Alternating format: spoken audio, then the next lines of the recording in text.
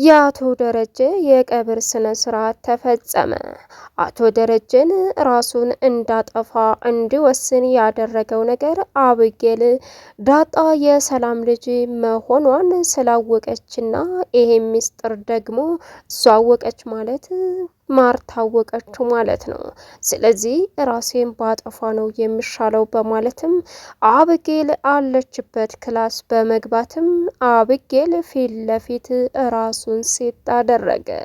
አብጌል በዚህን ሰዓት እሷን የሚጎዳትና የሚገርፋት መስሏት ገመዱን ይዞ ሲገባ እባክህ አባዬ ምን ልታደርግ ነው እያለች እሪ ብትልም ነገር ግን ይኸው አንቺ እኔን መግደል አይደል አላማሽ፣ ስለዚህ ይሄውልሽ እኔ ከህይወትሽ እልም ብዬ ከዚች ምድር ወጥቻለሁ፣ ስትፈልጊ ለማርታ ንገሪያት በማለትም ገመዱን ሳብ ሲያደርግም ምን እያረክ ነው አባዬ ባክህ ስትለውም አቶ ደረጀ እንግዲህ በሚያሳዝን ሁኔታ ራሱን በገመድ ሲጥ ሲያረግም አብጌል ጩኸቷን ብትለቀውም ነገር ግን ዳጣ ሰምታ እየሮጠች ስትመጣም አቶ ደረጀ በሚያሳዝን ሁኔታ ራሱን ሰቅሎ ተገኘ።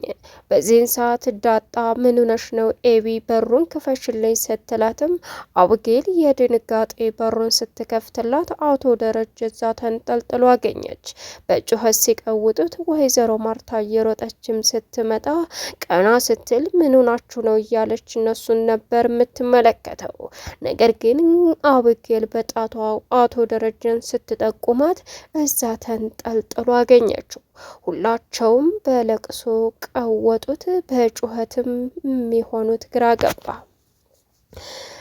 አቶ ደረጀ እንግዲህ ብዙ ሚስጥሮችን በውስጡ አዳፍኖ እንዲሰዋ የሆነበት ምክንያት አብጌል ነገሮችን ፈልፍላ በማወቋ አሁን ላይ ለሱ ሰላም ስላልሰጠውና እንዲሁም ደግሞ ይሄን ካወቀች የኔ አባትና ልጅነትን የዳጣን ታውቃለች፣ ስለዚህ ለወይዘሮ ማርታ ትነግራታለች ብሎ በማሰብም ከዚች ምድር ያለ ምንም ግርግር ራሱን ማሰናበት ነበር ውሳኔው። የወሰነውን ውሳኔም ከልጁ ከበኮር ልጁ ፊት ለፊት ከአብጌል ራሱን ሴት ያደረገበት ምክንያቱም እንግዲህ አብጌል እርሜ ልኳን በጸጸት እንድትቃጠልና እንዲሁም ደግሞ ወደ ኋላ ወደፊትም ማስተዋልን እንድትጀምር ብሎ አስቦ ነበር። አብጌል ግን ማበድ እንጂ ምንም አልቀራትም። ምክንያቱም የገዛ አባቷ ከፊት ለፊቷ ለዛውም እሷን ሰበብ አድርጎ ሴት ማለቱ መቼም ቢሆን ሰላም እንደማይሰጣትና እርሜ ልኳን ስታለቅስ እንደምትኖር ግልጽ ነው። አብጌል ከማንም ከምንም በላይ በጸጸት እየተቃጠለችም ትገኛለች። እኔ ግን ምን አድርጌ ነው? እኔ እኮ የሰላምን ልጅ ዳጣ መሆኗን ማወቄ እንዴት ነው አባቴን በዚህ ደረጃ ሊጎዳው የሚችለው እያለች እንግዲህ መብሰልሰሏን ቀጠለች። ወይዘሮ ማርታ ባሌ ምን እንደሆነ ሳልረዳ እኔ እኮ የማረባ ሴት ነኝ እያለችም ብትቀውጠውም አቶ ደረጀ ግን አሁን ሊመለስ አልቻለም። ሌላውና አሳሳቢው እጅግ የሚያሳዝነው ነገር አሁን ላይ አቶ ደረጀ ይህን በመፈጸሙ የቤት ሰው በሙሉ ልባቸው ተሰብሮ ወይኔ ወይኔ እያሉም ይገኛሉ። አቶ ደረጀ ያደረገው ነገር በሙሉ ሁላቸውንም ልባቸውን ሰብሮ ቀና ብለው እንዳይሄዱም አደረገ። ሌላው ናታን እንግዲህ ለአባዬ ይሄን ነገር ባልናገር ኑሮ ይሄ ሁሉ አይፈጠርም ነበር፣ ስለዚህ እኔ እኮ የማረባ ሰው ነኝ እያለም ራሱን በጸጸት ማቃጠል ጀመረ። ግን ደግሞ ምንም ማድረግ ስላልቻለ አሁን ላይ የተፈጠረውን ነገር በሙሉ ለመቀየስ ቢሞክርም ግን በጣም በሚገርምና በሚያሳዝን ሁኔታ እንዴትም ወዴትም ምንም መፍጠር ስላልቻለ በጸጸት ሁላቸውም እየተቃጠሉ ይገኛሉ። ኤቢ እንግዲህ አባቷ በዚህ መልኩ በፊት ለፊቷ ራሱን ማጥፋቱ ለእሷ የእድሜ ልክ ጸጸት ሆኖ እንቅልፍ ሁሉ አልተኛት እያለ ውር እያለችም ትገኛለች። ግን ደግሞ ምንም አማራጭ ስለሌላት ከዝምታ ውጪ ምንም ልታደርግ አትችልም።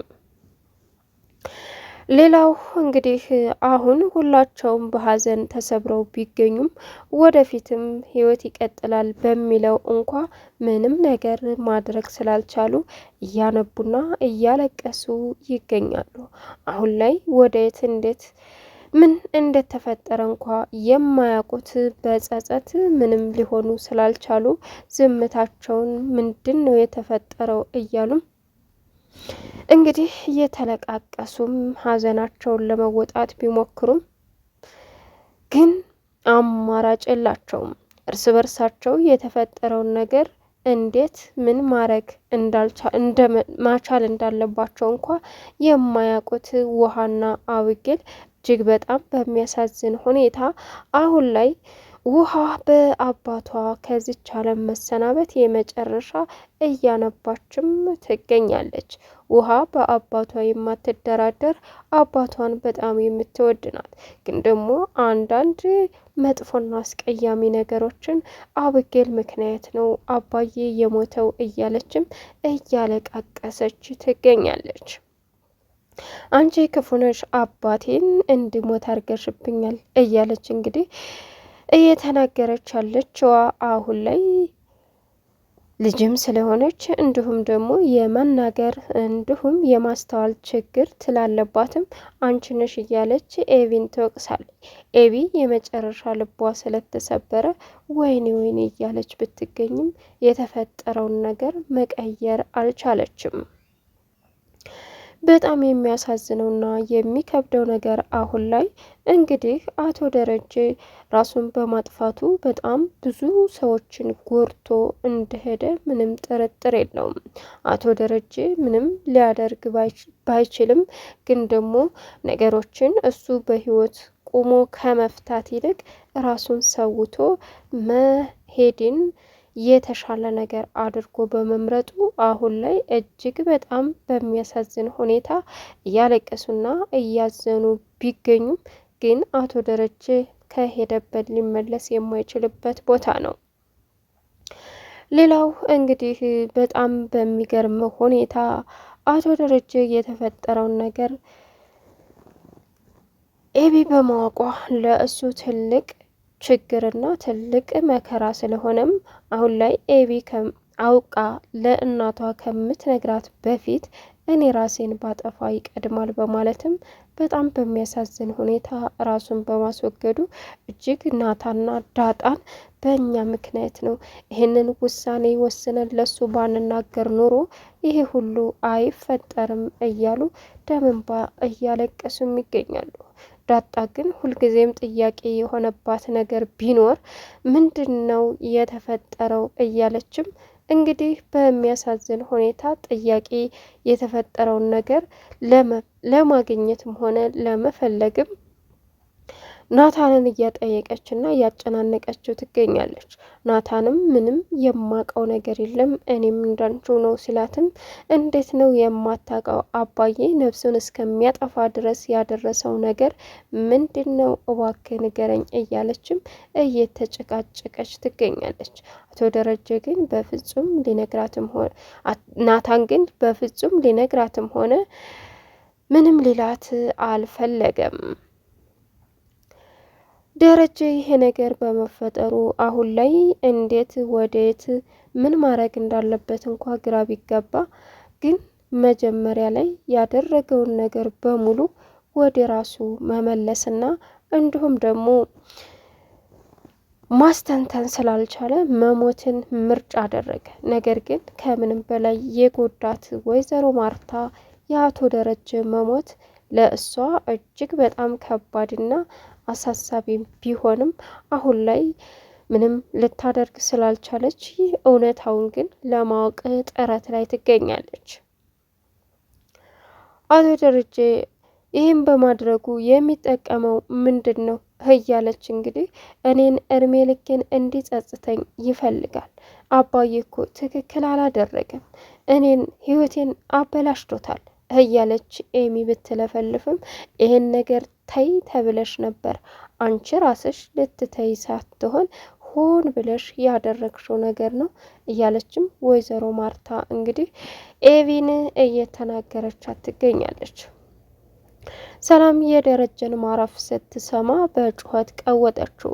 ግን ደግሞ ምንም ማረግ አትችልምና ይሄ ሁሉ ነገር የተፈጠረው በእኔ ምክንያት ነው ብላ ብታስብም ግን ደግሞ መጠንከር አለብሽ፣ ምክንያቱም